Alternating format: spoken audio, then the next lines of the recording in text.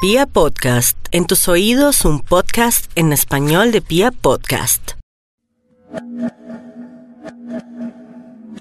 Luego de 9 meses de tranquilidad y seguridad en el útero, salimos de nuestra zona de confort en un traumático episodio que se conoce como parto. Llegamos a este mundo bañados en sangre, líquidos viscosos y los restos de la placenta de nuestra progenitora. Lloramos, nos revisan como si fuéramos ganado y nos limpian antes de entregarnos a nuestras madres agotadas y orgullosas. Entonces, suele forjarse un vínculo que durará toda la vida. Nuestra conexión con aquellas mujeres que nos cuidaron en su vientre durante un tiempo y ahora tienen la misión de enseñarnos el mundo, sus peligros, su putrefacción y también su belleza. Amamos a nuestras madres. Para bien o para mal, ellas han determinado los pasos de nuestro camino.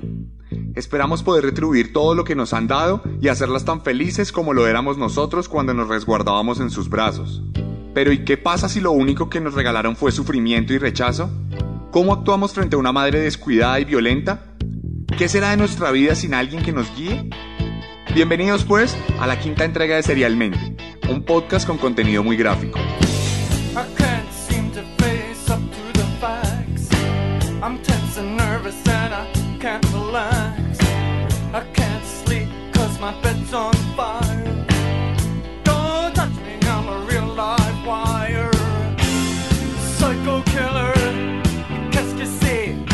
Bueno, y hoy el turno es para uno de los asesinos más crudos y perturbados del siglo pasado, pero a la vez uno de los más elocuentes e inteligentes. Hoy les voy a contar la historia de Edmund Kemper, el asesino de colegialas.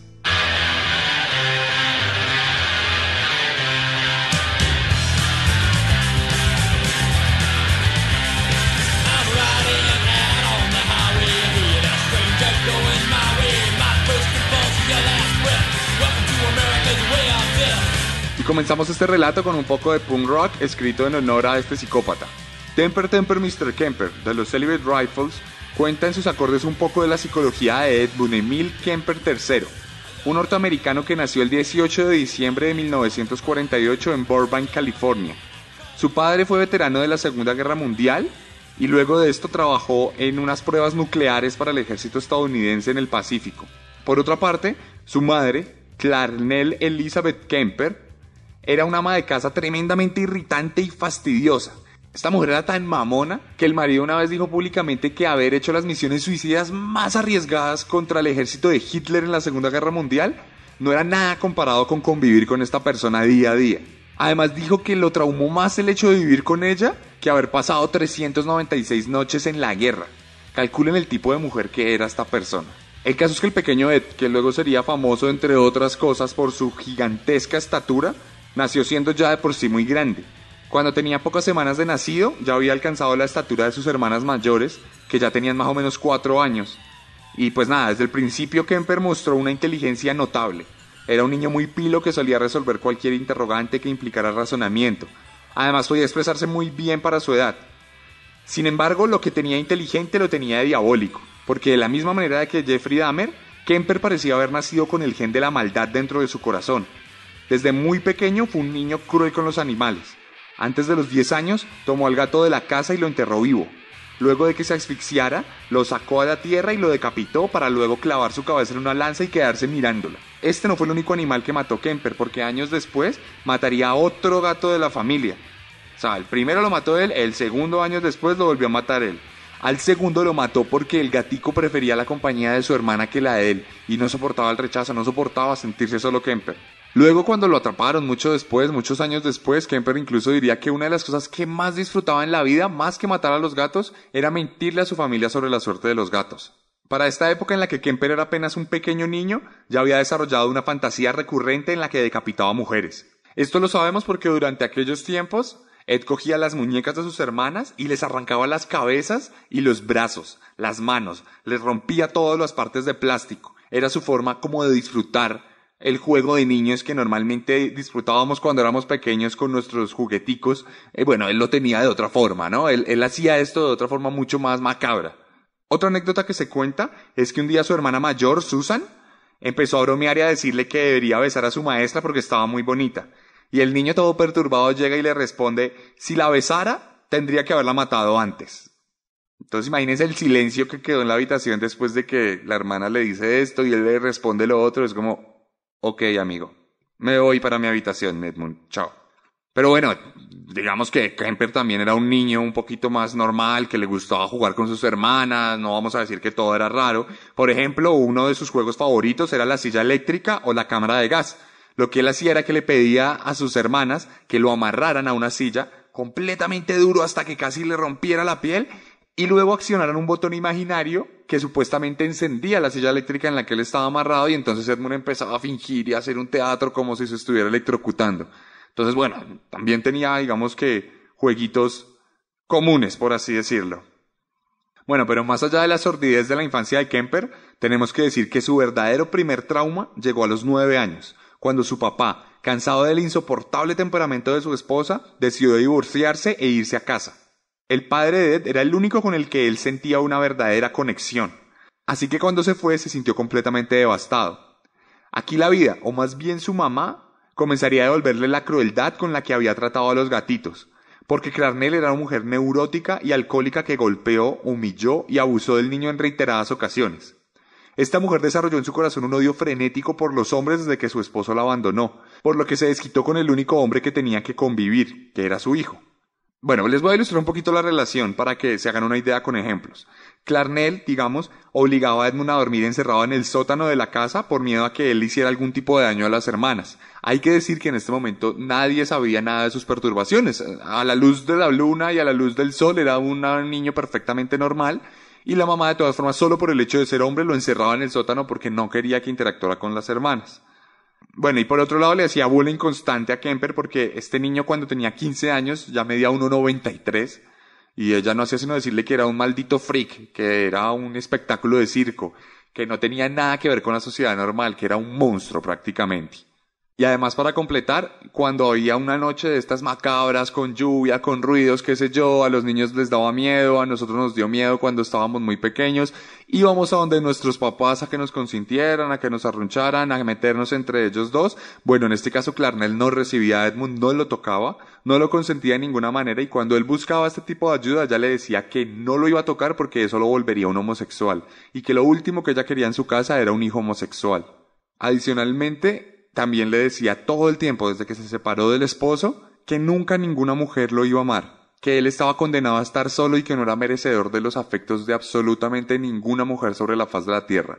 Así que Edmund creció con esta idea en la cabeza, todo el tiempo creció creyendo ser un rechazado de la sociedad, creyendo ser un rechazado de las mujeres, creyendo ser algo completamente inferior a lo que por lo general se nos enseña a ser desde pequeños. Obviamente todos estos problemas devinieron en la huida de la casa del hombre cuando era un adolescente, porque ya estaba cansado de su madre. Entonces Kemper salió en busca de su papá y lo encontró casado y con un nuevo hogar. Entonces ahí vivió unas pocas semanas, pero pues el papá ya tenía su nueva familia y le dijo, mijo, no puede vivir acá porque pues acá ya está mi otra familia y nada, usted es de mi vida pasada, no de la presente.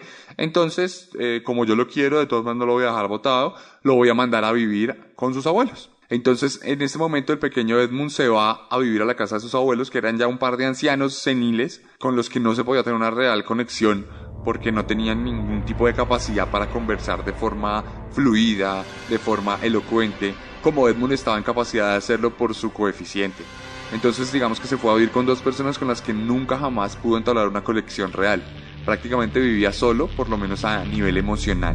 Ed Kemper has been serving a life sentence since 1973, when, at the age of 24, he murdered his mother, then called police and confessed to having dismembered college co-eds for 2 years, as well as cannibalizing and raping their headless bodies.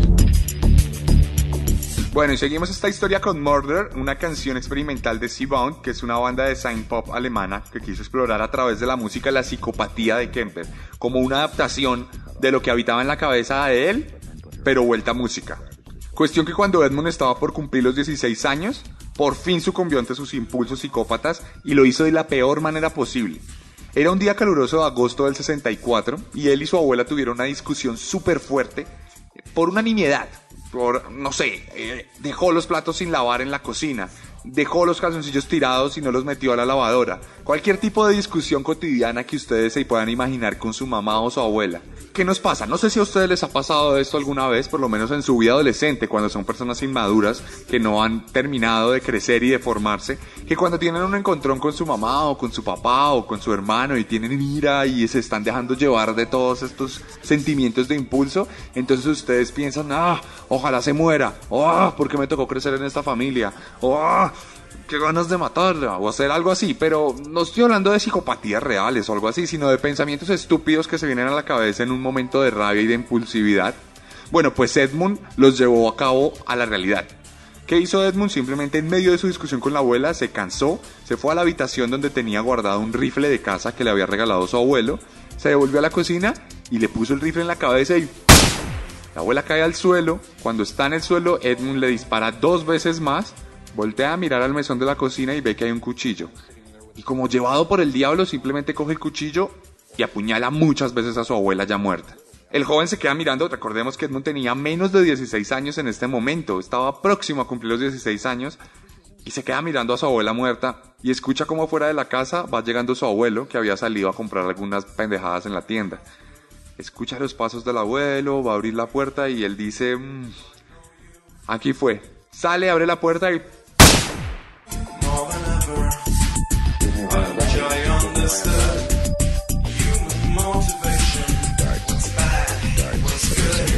Ahora imaginémonos a este joven de 15 años rodeado de los cuerpos ensangrentados y muertos de sus abuelos. Esta escena fue replicada en la película El silencio de los inocentes. Hay un personaje que se llama Buffalo Bill que cuentan que asesinó a sus abuelos. Esta historia está inspirada en el suceso real de Edmund Kemper.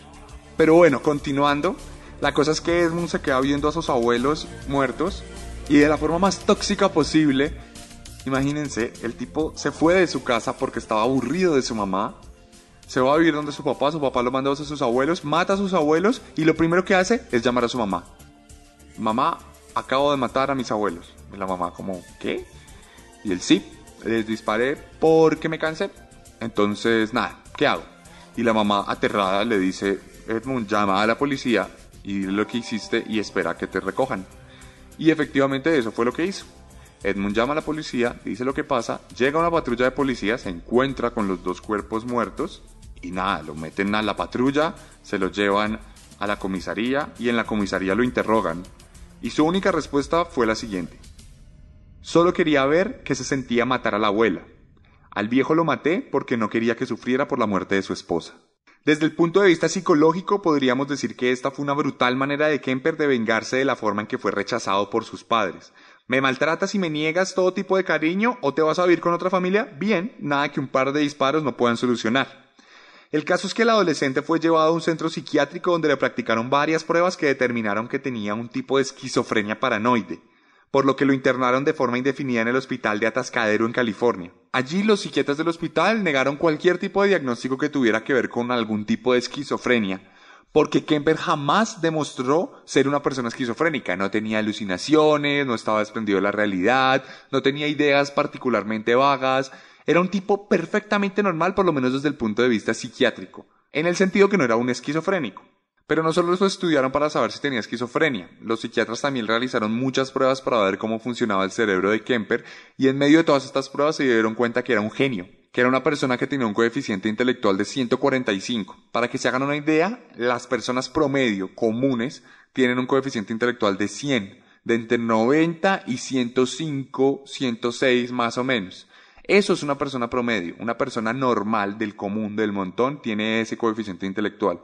Y Edmund Kemper tenía 145. Entonces estábamos hablando de un genio que mató a sus abuelos y que está metido en un hospital psiquiátrico desde los 16 años. Era tan brillante Kemper que todo el tiempo en este periodo de su vida estaba manipulando a los psiquiatras. El tipo aprendió cómo funcionaban las pruebas psiquiátricas, entonces empezó a analizar de una forma empírica cómo es que se daban todas las respuestas, cuáles eran las mejores respuestas, cuáles eran las peores, cuáles eran las mejores formas para lograr los resultados esperados por los psiquiatras para fingir todo tipo de normalidad. Estamos hablando de un niño de 18 años, 17 años, que luego pasa 5 años en el hospital psiquiátrico y ahí es donde aprende a manipular. Realmente, donde debía curarse, lo que aprendió fue manipular a las demás personas, y entonces es donde se termina de construir la naturaleza psicópata de Edmund Kemper. Llegó al punto de manipulación este señor que tras 5 años de prisión en 1969 lo liberaron. Todos los psiquiatras firmaron una carta donde decían que era una persona perfectamente normal, que aquellas cosas que le habían pasado y ocurrido y que lo habían obligado o por alguna forma a matar a sus abuelos ya no estaban en su cabeza. Entonces, el error es que lo mandaron a la casa de su mamá. En primer lugar, él sale de la casa de su mamá por toda la violencia, pero los mismos psiquiatras lo envían a la casa de su mamá.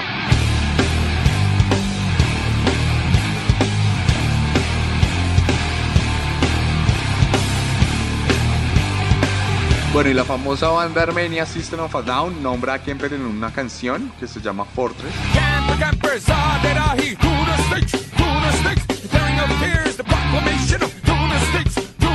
Y esta es solo una de las muchas referencias culturales que se han hecho sobre este asesino, que cuando volvió a casa retomaría la misma relación tóxica y violenta con su madre, tal como él mismo lo contaría en una de las tantas entrevistas que se le han hecho a lo largo de su vida. Mi madre y yo teníamos batallas horrendas, simplemente horribles, violentas y viciosas. Nunca he estado en una batalla verbal así con nadie. Entre hombres terminaría en puños, pero era mi mamá, y yo no podía comprender que entre ella y yo nos tratáramos así. Ella insistía en pelear y le daba vueltas a las mismas estupideces. Recuerdo que una de las cosas sobre las que le gustaba molestarme era por cómo debía limpiar mis dientes. Pero mientras en la casa todo era caos, en la ciudad todo era armonía. Kemper era conocido por los policías como un tipo amigable al que incluso le ofrecieron entrar a la fuerza policial, algo a lo que él se negó rotundamente. Y es que su forma de manipular había sido tan magistral que le borraron todos los récords criminales y ante la ley quedó como si jamás hubiese matado a sus abuelos. Su frialdad para jugar con las personas era tan impresionante que el día que le firmaron su sanación definitiva, por así decirlo, en el hospital psiquiátrico, él llegó con una maleta y dentro de esa maleta tenía la cabeza de una de sus futuras víctimas. Bueno, el caso es que Kemper trató de irse de la casa para no soportar más a su madre neurótica. Consiguió algunos trabajos de bajo perfil, como suelen hacer los psicópatas, pudo independizarse, pero de todas formas no se pudo librar de su mamá. Su mamá seguía fastidiándolo, seguía jodiéndolo, lo llamaba todo el tiempo, le hacía visitas sorpresa en su casa, le decía que no vivía bien, que por qué esto está tan sucio, que cómo está de la cama de fea, que usted qué está haciendo, Edmund. Entonces digamos que la relación y el vínculo entre madre e hijo nunca se cortó del todo. A eso además hay que sumarle que cuando el tipo perdía algún trabajo o tenía problemas económicos, pues volvía a vivir a la casa de su madre, entonces realmente nunca se fue. Entonces aquí es donde vemos el típico escenario de doble vida que se presenta en los casos de asesinos seriales. En la parte pública, Kemper era un tipo que era respetado por los policías, era amigo de los policías, llegó incluso a tener una pequeña noviecita con la que no pasaron muchas cosas, pero pues al menos tenía alguna compañía. Y hasta alguna vez tuvo un accidente del cual se ganó $15,000 y con esa plata se compró un Ford Galaxy, su famoso carro en el que luego cometería todos sus crímenes. Pero por otro lado, en la oscuridad, Kemper tenía problemas graves. Odiaba a su madre, tenía resentimiento contra las mujeres a causa de los traumas que le generó su propia mamá. Comenzó a andar en su Galaxy alrededor de la Universidad de California y se dio cuenta que había muchas jovencitas que andaban solas por ahí pidiendo aventones, estirando la mano, estirando el dedo para que las llevaran de un lado al otro. Entonces el tipo empezó a recogerlas. Las empezó a recoger, les preguntaban dónde iba, él las llevaba, era muy gentil, pero no les hacía nada. Simplemente disfrutaba con el hecho de recogerlas, llevarlas y traerlas. Para él eso era, digamos que, algo que satisfacía parcialmente sus necesidades y sus urgencias psicóticas. Pero a la vez que todo esto pasaba, al tipo se le generaba una serie de urgencias. El tipo empezó a sentir la necesidad de causarle daño a las personas. Empezó a imaginarse que le hacía daño a las mujeres que recogía. Y entonces empezó a acumular en el baúl de su carro muchas cuerdas, muchos cuchillos y muchas bolsas plásticas. Poco después de esto, compró un revólver, el cual guardaría debajo del asiento de su carro. Entonces ya tenía como todos los elementos necesarios para llevar a cabo sus crímenes, que todavía no se atrevía a llevar a cabo. De hecho, para esta época, el tipo confesaría que lo único que pensaba sobre las mujeres era lo siguiente. Cuando veo a una chica bonita caminando por la calle, pienso dos cosas. Una parte de mí quiere invitarla a salir, hablar con ella, ser romántico y tratarla con amor. Pero, mientras tanto, la otra parte de mí se pregunta cómo se vería su cabeza clavada en un palo.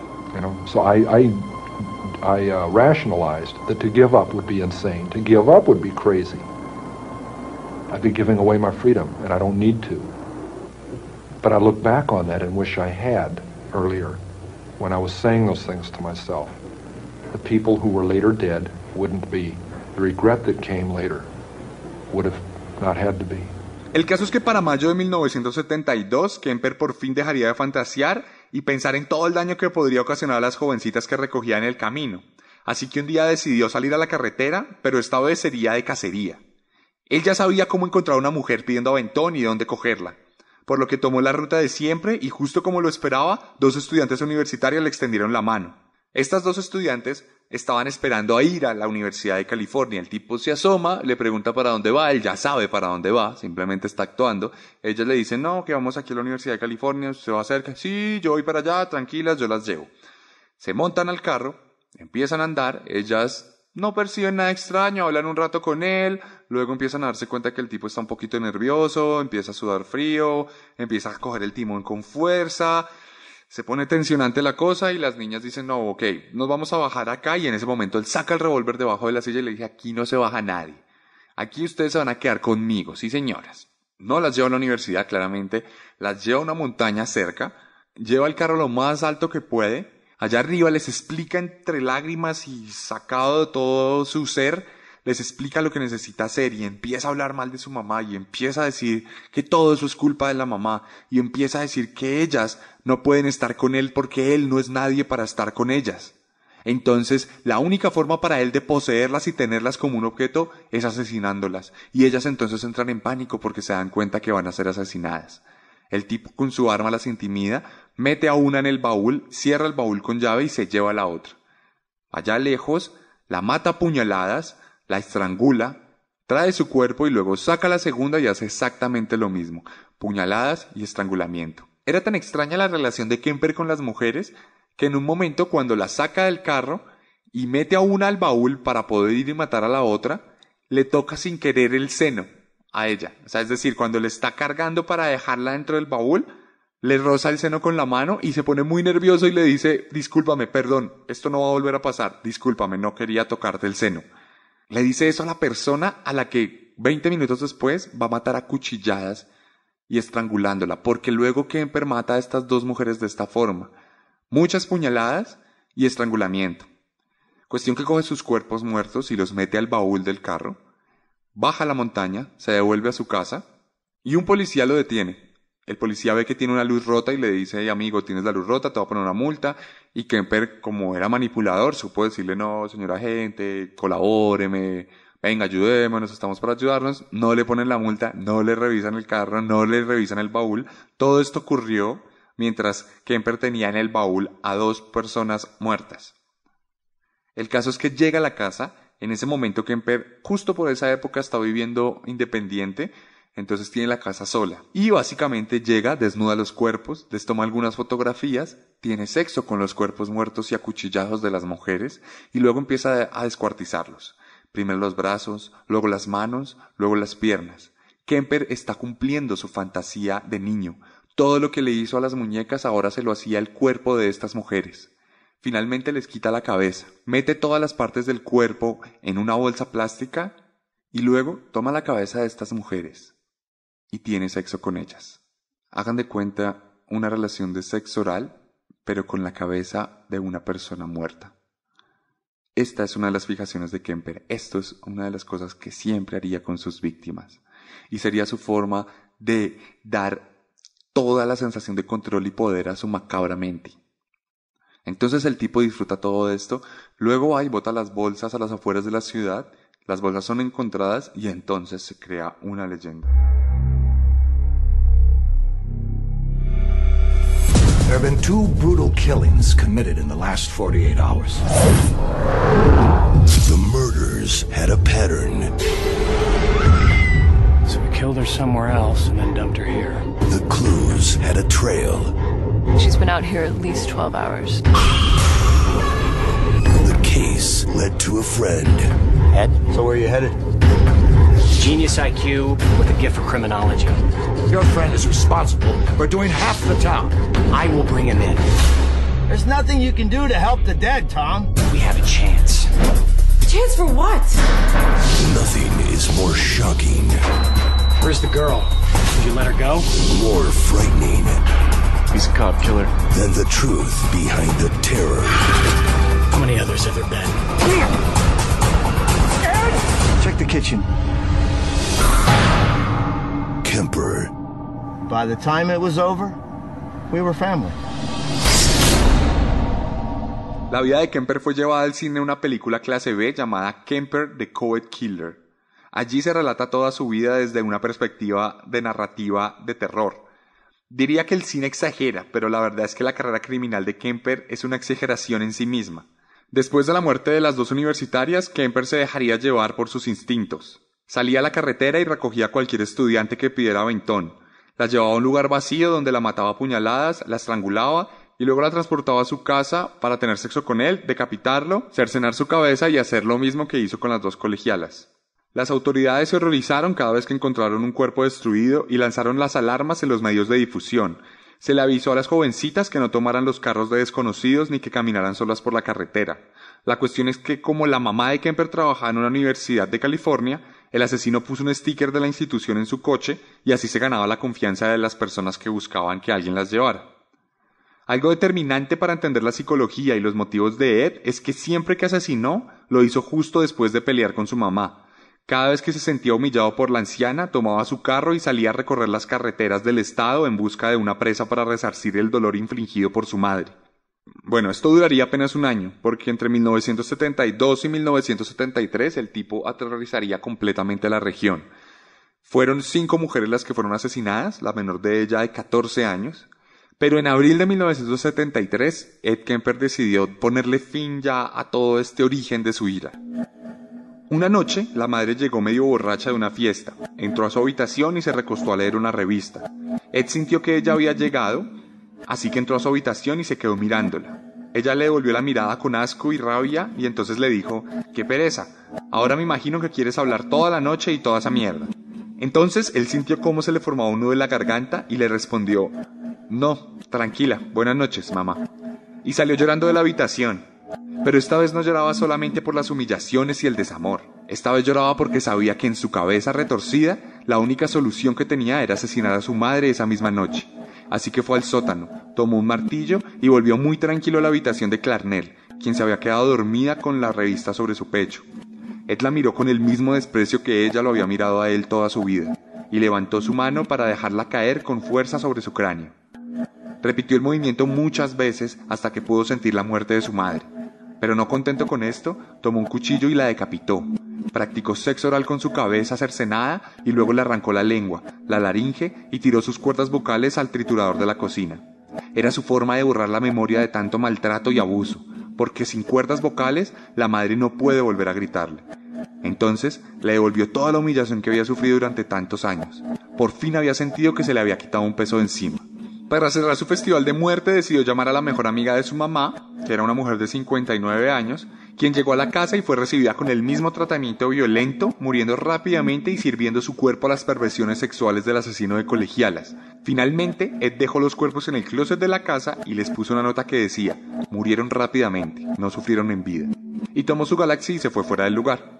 Pasaron las horas y ninguna estación de radio reportó al asesinato, por lo que Kemper, narcisista como buena parte de los psicópatas, se sintió frustrado por el hecho de que su obra no viera la luz. Entonces decidió parquear su carro y llamar a la policía para confesar lo que había hecho. Al principio la policía no le creyó, pero él insistió a tal punto que enviaron una patrulla a capturarlo de la misma forma que habían mandado una patrulla a capturarlo cuando tenía 16 años y había matado a sus abuelos. El caso es que el tipo se quedó esperándolos tranquilamente dentro de la cabina telefónica, la misma desde donde había llamado. La vida criminal de Ed Kemper había llegado a su fin por su propia mano. Well, cops like me because they can talk to me more than they can talk to their own wives, some of them. Did the cops like you? Ed Kemper volvió recientemente a la fama gracias a la serie Mindhunters, que cuenta la historia de unos agentes del FBI que se entrevistan con asesinos seriales para entender su forma de operar y su psicología. Esta historia está basada en la vida real. Esos dos agentes del FBI son Robert Ressler y John Douglas, quienes escribieron un sinfín de libros sobre el tema y quienes se reunieron varias veces con Kemper para entender su psicología horrible. La elocuencia y amabilidad del gigante fue crucial para que hoy en día pudiésemos entender de una mejor forma la manera en que operan estos enajenados. Pero bueno, volviendo a la historia, cuando lo capturaron se dio inicio a su juicio. el cual se centró, como siempre, en la determinación de su sanidad mental, cosa que tardó cerca de 6 meses y que concluyó con el hecho de que, aunque era un terrible monstruo, estaba consciente de sus actos. Por esta razón fue condenado a cadena perpetua, pero al tipo le preguntaron cuál debería ser su condena y él mismo respondió que debería morir torturado, pues alguien con su historial no podría merecer nada distinto al peor de los dolores. Sin embargo, la pena de muerte estaba abolida en California en ese momento, por lo que desde entonces Kemper ha estado confinado en prisión, donde ha sido un recluso modelo, el mejor de todos según muchos de sus guardias.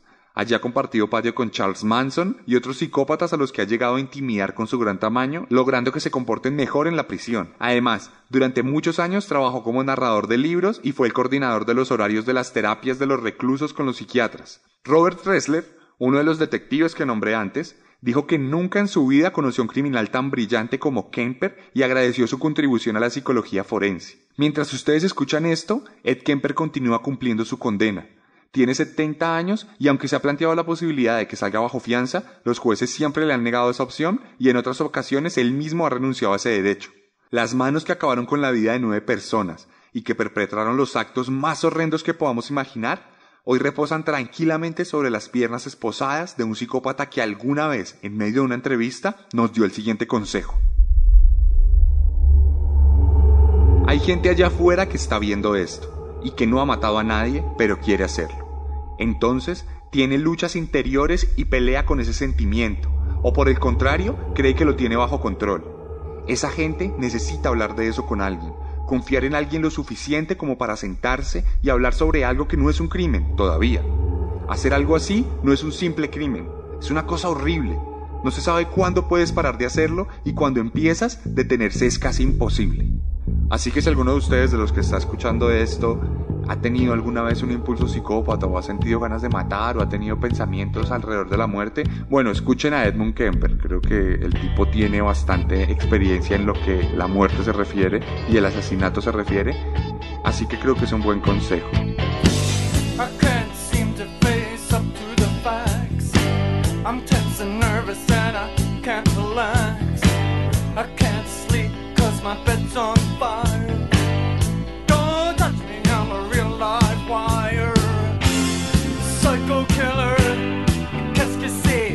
Y bueno, esta fue la historia de Edmund Kemper, la quinta entrega de Serialmente en Pia Podcast. Si quieren ver algunas imágenes de este asesino, ya saben dónde pueden pasarse. En mi Instagram está su historia contada con imágenes, con fotografías, con videos y con canciones. Mi cuenta de Instagram es @elarracadas, _arracadas, y ahí pueden revisar los highlights. Además de Edmund Kemper pueden encontrar a un montón de psicópatas, un montón de asesinos seriales, y todos los lunes subo uno nuevo, de la misma forma que todos los lunes en Pia Podcast pueden encontrar un capítulo nuevo. Les hablo Sebastián Camelo, nos vemos la próxima semana con un nuevo monstruo, porque recuerden que siempre podemos ser peores.